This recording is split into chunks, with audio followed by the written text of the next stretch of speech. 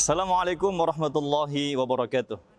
Alhamdulillah, lakal hamdu wa lakal syukru ya rabbal alamin. Wassalatu wassalamu ala rasulillah amma ba'd. Teman-temanku, sahabat TVRI dimanapun Anda berada, bagaimana puasa hari ini? Ya, mudah-mudahan tetap semangat nah. Jangkit loyo, jangkit lobet, tetap semangat, optimis. Insya Allah kita bisa menyelesaikan puasa ini sebulan full tanpa ada kalah nah. Jangkit suka makan lah, karena nanti gantinya setengah mati. Nah, teman-temanku yang dimuliakan Allah Subhanahu wa taala, di bulan Ramadan ini Allah mendidik kita untuk menjadi pribadi yang lebih baik. Jadi bukan Allah kasih kita puasa biar Allah susahi kita, enggak. Allah tidak pernah zalim kepada hambanya kok.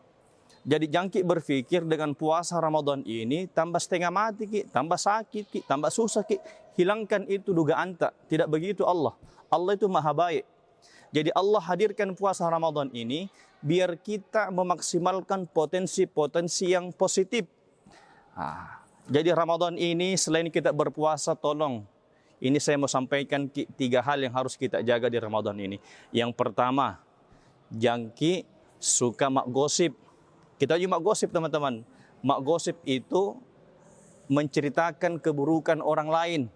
Ada teman yang bilang, Ustaz, kami memang begitu memang ji. Justru benarnya itu Al-Quran, agama menjaga kita. Ya, jadi mesti kita jaga aibnya orang. Kenapa?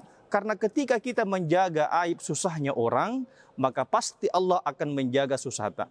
Betapa banyak orang hari ini Allah bongkar aibnya, Allah bongkar keburukannya, karena dia tidak mudah juga menjaga aib saudaranya. Teman-temanku, jaga lisan kita untuk tidak menceritakan keburukan orang lain. Ya, karena dalam Quran surah Al-Hujurat, Allah mengilustrasikan, Allah mempertanyakan, ayuhibbu ahadukum ayyakula lahma akhihi maitan fakarihtumuh. Orang yang suka menceritakan keburukan temannya, kata Allah, apakah kamu suka ketika kamu memakan daging temanmu? Jadi itu gambarannya. Jadi hati-hati yang suka mak gosip. Itu sama dosanya ketika kita makan daging saudara kita secara mentah-mentah. Dan tidak ada orang mau makan seperti itu.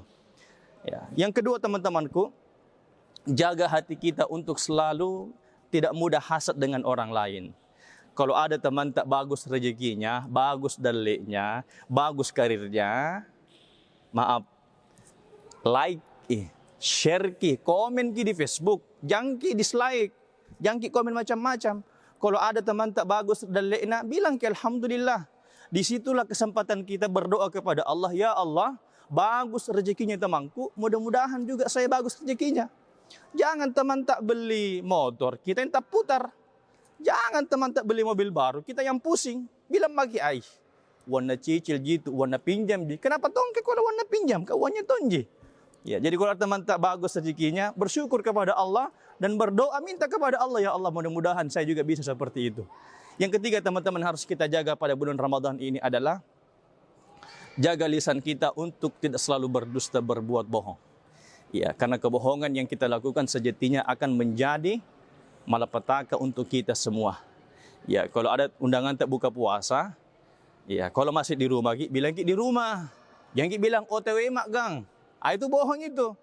Ya, kalau bulan puasa sebisa mungkin kita menjaga hal-hal yang membatalkan puasa. Walaupun kita buka puasa, kita tidak makan, tidak minum, tapi kalau banyak bohong tak, banyak bale-bale tak, banyak alasan tak, ya tidak akan kita dapatkan kebaikan dari puasa kita. Teman-temanku yang dimuliakan Allah Subhanahu wa taala, sahabat TVRI dimanapun Anda berada, ya, selalu kita berdoa, mudah-mudahan Allah jaga kita dari hal-hal yang seperti ini. Jangki mak gosip, jangki suka iri hati, dan jangki suka berbohong.